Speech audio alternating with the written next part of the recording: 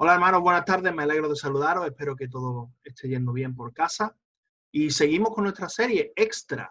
Seguimos con nuestra serie que va a hablar un poco sobre algunos temas relacionados con lo que estamos viendo en Primera Tesalonicenses. Unos temas que quizás se asumen en la escritura o que son temas que, bueno, que son buenos complementarlos, ¿no? Como por ejemplo el de la semana pasada, ¿qué es el Evangelio?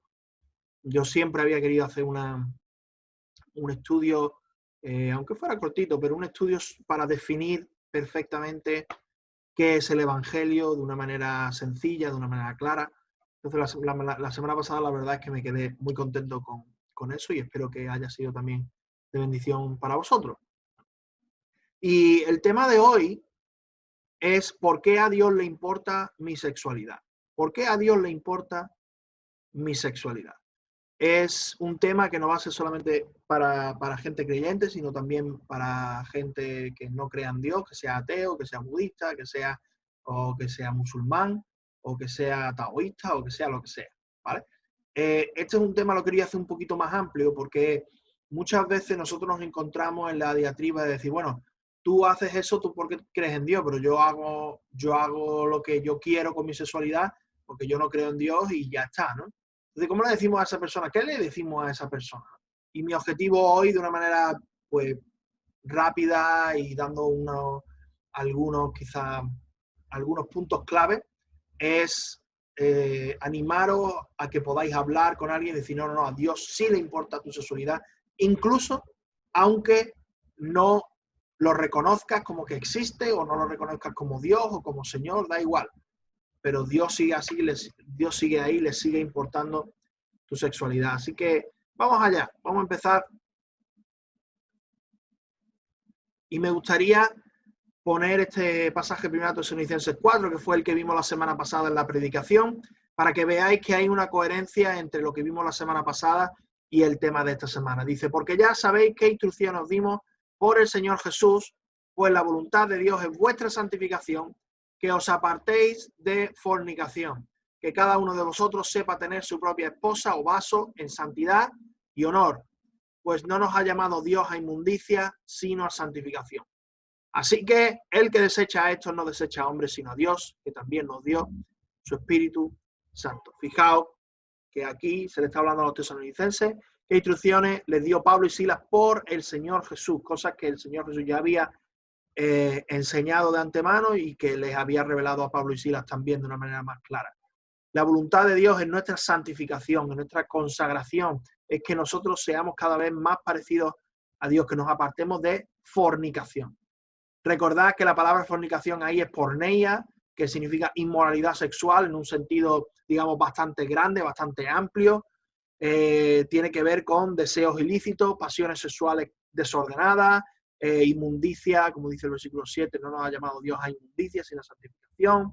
Tiene que ver con deseos que no están de acuerdo con lo que Dios quiere para nosotros. ¿Vale? Es importante recordar esto. La fornicación es cualquier cosa que no está dentro del plan de Dios para nosotros. Y todo aquello que no está dentro del plan de Dios para nosotros con respecto a nuestra sexualidad, Dios lo llama inmundicia, deseo ilícito, un deseo desordenado.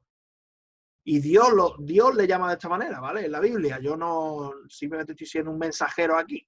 Así que no vayáis en contra mía, o bueno, podéis ir en contra mía si queréis, pero básicamente estaríais yendo realmente en contra de lo que Dios dice en la Biblia. Y el versículo 8 lo deja bastante claro, dice, así que el que desecha esto, el que dice, a mí esto no me importa, yo esto no lo creo, yo esto no, no le he hecho mucha cuenta, no desecha a hombre, sino a Dios. Y específicamente hablando a los creyentes, que también nos dio su Espíritu Santo. Así que el no tomar en cuenta estas cosas es desechar a Dios y no tener en cuenta estos límites bíblicos que Dios nos pone es algo que está mal, que según Dios está mal, que es lo que los cristianos llamamos pecado. Pero claro, la pregunta nos surge y cuando hablamos con gente normal, que no es creyente, que tiene diferentes cosmovisiones a la nuestra, que piensa de manera diferente a la nuestra, dice, ¿por qué tengo que hacerle caso a Dios? Y es la pregunta obvia, ¿no? Es decir, si mi cuerpo es mío, yo tengo la decisión sobre mi sexualidad y sobre las cosas que yo hago. ¿Por qué debería hacerle caso a Dios? Pues fijaos, hay diferentes formas y con esto me gustaría hacer una mini introducción muy breve, simplemente mencionar que hay diferentes posturas o teorías sobre la moral de qué es lo que define lo que es bueno y lo que es malo, ¿vale? Hay algunas personas que piensan que aquello que define qué es lo que es bueno de manera objetiva, ¿vale? Estamos pensando de manera objetiva, y qué es lo que es malo es la cultura. Hay personas que piensan que, bueno, si una cultura piensa que algo está bien y entre todos han establecido un criterio y todos, o por lo menos la mayoría, ¿no? Digamos la dictadura de la mayoría. Si la mayoría piensa que está bien, pues entonces eso pasa a estar bien de manera absoluta, ¿no? Pero claro, esta posición tiene muchísimos problemas. Y uno de los problemas más grandes es que hay cosas obvias que una cultura puede decidir que es bueno, pero que no es bueno. Y os voy a poner un ejemplo muy claro porque yo creo que esto lo tenemos todos muy, muy asimilado. La Alemania nazi, ¿vale? En la cultura de la Alemania nazi, en la Alemania de ese tiempo, pues ellos pensaban que, oye, que matar judíos por razones étnicas, por ser diferentes, por pertenecer a otro grupo étnico, pues que eso estaba bien, que eso era bueno, porque claro, ellos querían perpetuar la raza aria, entonces todo lo que no fuera ario era malo, ¿no? Entonces todos los gitanos, homosexuales y sobre todo judíos, pues fueron asesinados en gran parte por razones éticas, perdón, étnicas, no éticas, étnicas, ¿no? Por cuestiones de raza. Entonces, claro, nosotros vemos a esa situación, la situación de la Alemania nazi. Nosotros podríamos decir que aunque ellos tenían un consenso de que eso estaba bien, que matar judíos por placer o por razones étnicas de raza o por diversión, que eso está bien, de manera objetiva para todo el mundo, en todo lugar, en toda situación, ¿eso está bien? Obviamente no, ¿verdad? Obviamente me parece un desastre. De hecho, hay muchos militares nazis a los cuales se les juzgó después y ellos decían, bueno, es que nosotros decidimos que estaba bien, pero los jueces tomaron carta en el asunto y dijeron, mira, es que no es de lo que tu cultura decidió si estaba bien o no, es que hay una ley moral por encima vuestra que decide si eso que estabais haciendo estaba bien o estaba mal. Y yo creo que todos dentro nuestra lo entendemos de una manera muy sencilla o muy clara esto, que hay cosas que culturalmente dependen, ¿no? Yo sé que, por ejemplo, en Estados Unidos, entrar a un espacio público cerrado con gorro, eso, con una gorra, eso está bien. En España, por lo menos hace un tiempo, eso era algo de mala educación, entrar a un colegio, entrar a una iglesia, entrar a algo con la cabeza cubierta, fuera hombre, fuera mujer, que eso estaba mal, ¿no? A menos exceptuando el tema del velo de las iglesias católicas y algunas iglesias evangélicas. Pero no estamos hablando de ese tipo de percepción cultural sobre algunos aspectos en concreto. Estamos hablando sobre cosas fundamentales. Es decir, matar judíos por diversión o por razones de raza, ¿estaba bien? ¿Era bueno? ¿Moralmente bueno? ¿Objetivamente bueno? Obviamente que no, ¿verdad? Aunque todos los nazis, aunque todos los alemanes de la Alemania nazi se hubieran puesto de acuerdo y hubieran dicho matar judíos por diversión y por razones étnicas, está bien. Aunque ellos hubieran decidido eso, que lo decidieron, eso no implica nada. Matar judíos por razones étnicas está mal. Al igual que en la India, ¿no? Matar viudas cuando muere su marido está mal. Está mal de manera objetiva. Es asesinato, es coger a alguien y quitarle la vida. Así que eso es algo que es malo y que ellos tomaban como bueno. Entonces, claro, el decir que la moralidad se basa en la cultura, pues no tiene mucho sentido. Tiene muchos contraargumentos muy difíciles de solucionar para los que piensan de esta manera, ¿no? Y esto nos lleva a subjetivismo cultural, ¿no? Bueno, una cultura piensa de una manera, otra piensa de otra manera. Da igual como tú pienses, mientras que pienses y tengas un criterio, pues ya está. Tú tienes tu criterio, yo tengo el mío y vivimos felices. ¿Cuál es el problema cuando los criterios colapsan, ¿no? Cuando los criterios de una cultura es, oye, a mí lo que mejor me viene es conquistar al país vecino. Y el contexto de la otra cultura es, oye, pues a mí, yo lo que quiero es estar en paz y no tener problemas con nadie. ¿Quién está haciendo lo bueno? ¿El que mantiene la paz o el que quiere hacer la guerra? ¿No? Entonces la cultura no puede definir, no debería y no puede definir qué es lo que es bueno y qué es lo que es malo de manera objetiva, de manera absoluta, para todo, en todas las situaciones, en todo lugar, para todas las personas. Hay otras personas que dicen que algo es bueno o es malo dependiendo de sus consecuencias. Si las consecuencias son buenas o trae, digamos, que trae más bien que mal, entonces es una buena acción. Si trae más cosas malas que buenas, entonces es una mala acción.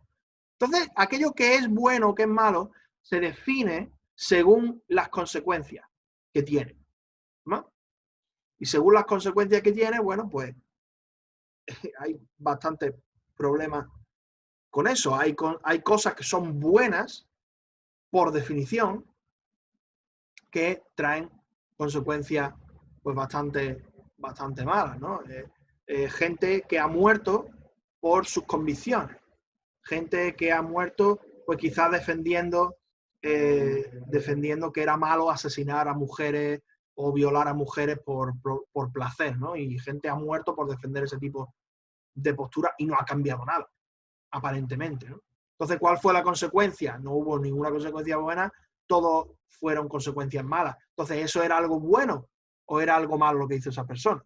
Obviamente era algo bueno. Esa persona intentó cambiar la cultura en donde estaba porque pensó de manera adecuada que, oye, que matar a mujeres o violar a mujeres por placer, que eso es objetivamente malo, ¿no? Entonces, claro, el consecuencialismo, que es como se llama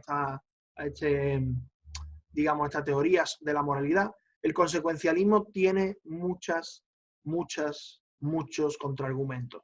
Y yo creo que no es algo que nos dé una buena base, un buen fundamento para decir esto es bueno y esto es malo, perdón, de manera objetiva, absoluta, para todo el mundo, en todo lugar, en toda situación, en todo tiempo, ¿no? Y la cultura, obviamente, pues tampoco lo hace. Y aquí tenemos la última, bueno, hay más, ¿no? Simplemente he querido reflejar estas dos, pero por causa del tiempo, pues no vamos a poder hablar más de las otras, ¿no? De hecho, estamos hablando del tema sexual, no del tema de la moralidad, pero por lo menos que tengamos una pequeña idea. Y nosotros como cristianos entendemos que Dios es la base para nuestra moralidad. Dios es el fundamento para aquello, para definir para definir si algo es bueno o si algo es malo. Dios es el que nos dice en su palabra a través de la Biblia qué es bueno y qué es malo, qué es bueno objetivamente, que algo objetivamente bueno y algo objetivamente malo. Y eso nosotros creemos y entendemos que es Dios mismo. ¿Qué hacemos con los argumentos en contra? Porque claro, hay argumentos en contra de esta postura. Hay un argumento en contra que dice que, bueno, que Dios es arbitrario. Dios podría llegar a ser arbitrario. Dios podría decir hoy, como dice aquí, Dios podría cambiar de parecer en un asunto y seguir siendo bueno. Es decir, que Dios podría decir hoy matar está mal, pero mañana matar está bien. Hoy robar está mal, pero mañana robar está bien. Hoy asesinar y violar está mal, pero mañana asesinar y violar está bien, ¿no? Y yo, pues como lo mando yo, pues ya está, ¿no? Sigo siendo bueno. No. Básicamente no funciona así. La Biblia nos da una respuesta para eso. Dios no cambia nunca. Él es inmutable, ¿vale? Aquí dice Malaquías 3:6, porque yo Jehová no cambio, por esto, hijos de Jacob, no habéis sido consumidos. Así que esta respuesta o esta objeción filosófica a decir que, bueno, Dios puede llegar a ser arbitrario y levantarse un día con el pie izquierdo y otro día con el pie derecho y cambiar de opinión, Nosotros tenemos que entender que el Dios de la Biblia no cambia de opinión. A nosotros nos cuesta como seres humanos, pero del Dios de la Biblia no cambia de opinión. Dios no cambia lo que, cómo se comporta con la humanidad, no cambia sus opiniones, no cambia sus pensamientos, no cambia Él en su esencia. Jehová, el Señor, no cambia. Él es inmutable, no muta, no se transforma. Él ya es perfecto, Él ya es completamente puro, completamente santo, completamente justo, completamente amor desde un punto un punto de vista conceptual, 100% amor, 100% justo, 100% santo. Él no va a cambiar, Él no va a dejar de ser amor para ser odio, Él no va a dejar de ser justicia para ser injusticia, Él no va a cambiar. Y esto es una respuesta bíblica muy clara, ¿no? Hay otra objeción filosófica bastante interesante que me gustaría que viéramos por lo menos de manera muy breve, ¿no? Hay un dilema en filosofía cuando hablamos de Dios siendo la base para nuestra moralidad, que se llama el dilema de Eutifrión, ¿vale? Esto fue un dilema que generó Platón en un diálogo hipotético entre Sócrates y un chico llamado Eutifrión, y en ese diálogo hipotético, o ficticio más bien, pues en ese diálogo está hablando Sócrates y Eutifrión sobre la base para la moralidad. Entonces Sócrates le pone a este chico un problema que se llama dilema de Eutifrión, y lo podéis buscar en internet y hay vídeos que lo explican y todo, así que os animo. Pero básicamente una de las objeciones es que Dios tendría que elegir algo que es bueno y que es malo porque hay un estándar mayor a Dios por encima de él. Entonces, claro, esto es uno de los argumentos en contra. Es decir, Dios es alguien que, como nosotros, debería de obtener su concepto del bien y del mal de algo externo a Dios, ¿o no?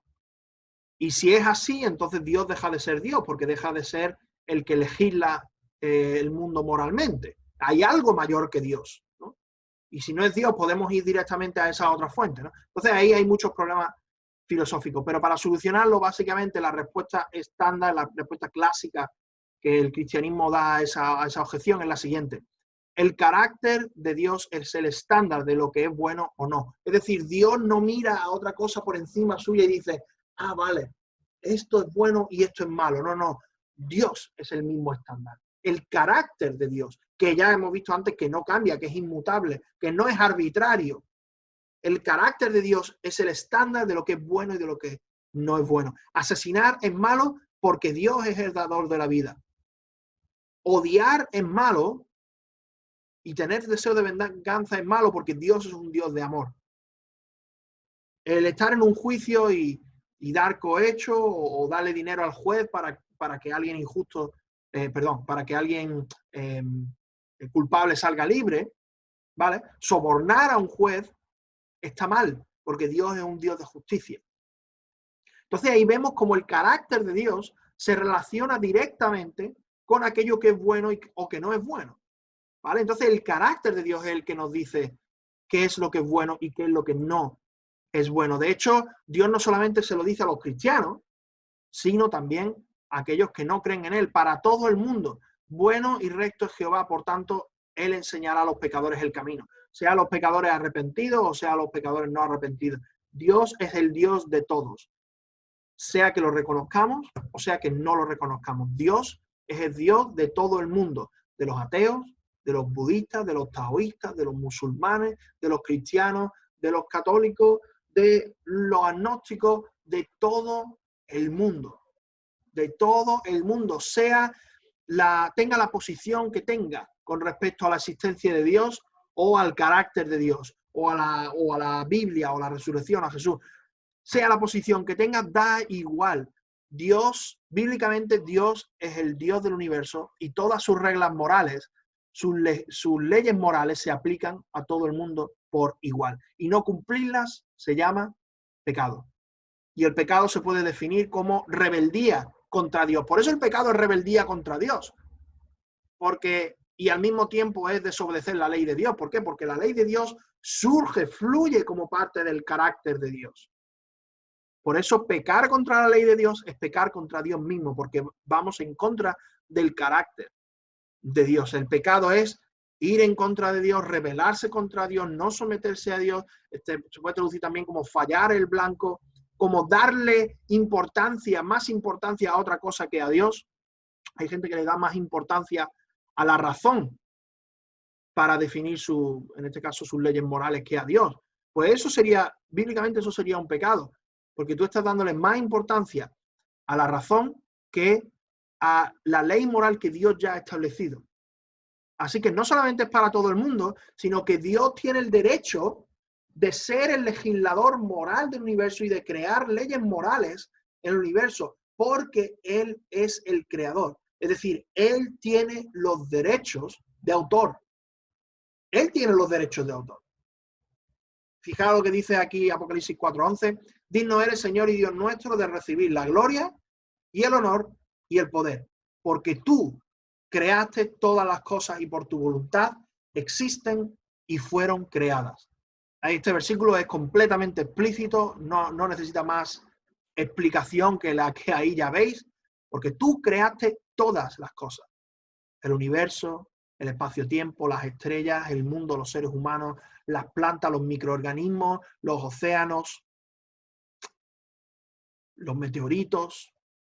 Dios lo creó absolutamente todo, y no solamente creó todas esas cosas, y creó también las leyes de la naturaleza, la gravedad, diferente la materia, sino también creó las leyes morales por las cuales los seres morales que estamos dentro de este universo nos regimos. Dios es el legislador moral de todo. Y cuando hablo de todo, es de todo. Que Dios decide qué es bueno y qué es malo, incluso en la sexualidad. Por eso estamos hablando de la moralidad ahora. Porque cuando nosotros entendemos que Dios es el fundamento objetivo, externo a nosotros, al cual podemos acudir para saber aquello que es bueno y que es malo, y que sabiendo que no es arbitrario y que es algo que fluye de su carácter inmutable, entonces ahí nosotros podemos decir, vale, ¿y qué es lo que dice Dios con respecto a la sexualidad? ¿Qué es lo que dice Dios con respecto a la sexualidad? Por eso cuando alguien nos diga, bueno, es que, ¿por qué debería hacerle caso a Dios? Bueno, es que Dios es el legislador moral del universo.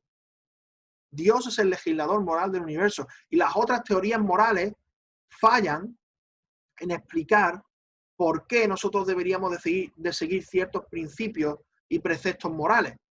Tanto la razón como el consecuencialismo, como el hecho de que la cultura defina qué es lo que es bueno o es malo, o otros tipos de teoría como la teoría de la ética de la virtud de Sócrates, todas fallan en algún punto y fallan en definir qué es bueno y qué es malo para todo el mundo en cualquier situación, en cualquier circunstancia, en cualquier tiempo y en cualquier lugar. Así que Dios define qué es bueno y qué es malo con respecto a la sexualidad. Y fijaros lo que se dice en la calle y algunas cosas que se dicen que me gustaría ahora contrastar con lo que dicen las escrituras, ¿vale?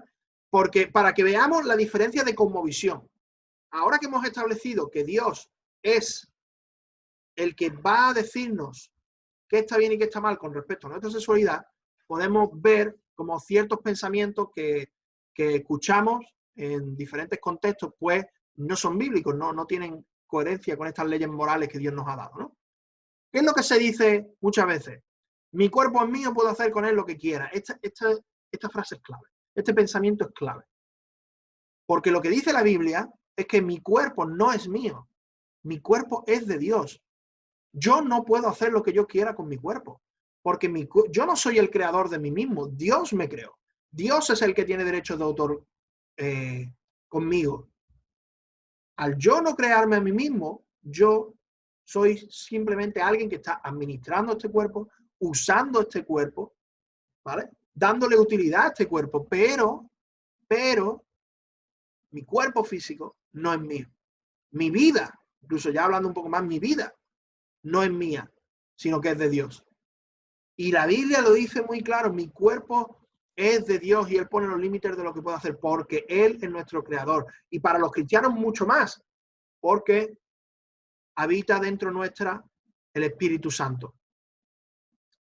No solo eso, sino que hay otro pensamiento que surge por ahí que dice, mientras que no haga daño a nadie, no es malo, ¿verdad? Mientras que no haga daño a nadie, eso no es malo. Bueno, si un chico y una chica tienen 16, 17 años, consienten en tener relaciones sexuales juntos, sus padres lo permiten, ellos están tranquilos, contentos, no le hacen daño a nadie, bueno, pues si no es malo, pues ya está, ¿no? Y encima nos da placer, pues vamos a disfrutar de la vida. Pero fijaos, primero, mi cuerpo es de Dios, así que yo no puedo hacer lo que quiera. Dios ha puesto límites y Dios es el que dice qué es lo que está bien y lo que está mal. Segundo, o el primer punto, que es el que veis ahí en el cuadradito, hay cosas buenas que producen dolor en mí y en otros. Es decir, si el criterio de que me haga daño o no nos dice si es bueno o es malo, entonces ir al dentista siempre sería moralmente malo.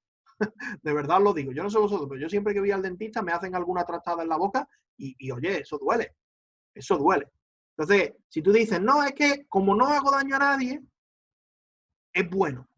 Si hiciera daño a alguien, sería malo. ¿No? Eso no tiene mucho sentido. Tú vas al dentista, te hacen daño y es algo bueno porque es algo que te va a ayudar en tu salud. O, por ejemplo, tú ofendes a otras personas, gente en las manifestaciones, ¿no? Gente en manifestaciones que ofenden a otros de manera deliberada por el hecho de, porque tienen ideas políticas diferentes a las suyas, podríamos decir, ¿no? Y eso es necesariamente malo. Bueno, dependiendo de la situación, habría que verlo, ¿no? Pero no necesariamente. Pero aún en el caso de que dijéramos, bueno, vale, vamos a aceptar pulpo como animal de compañía, ¿no?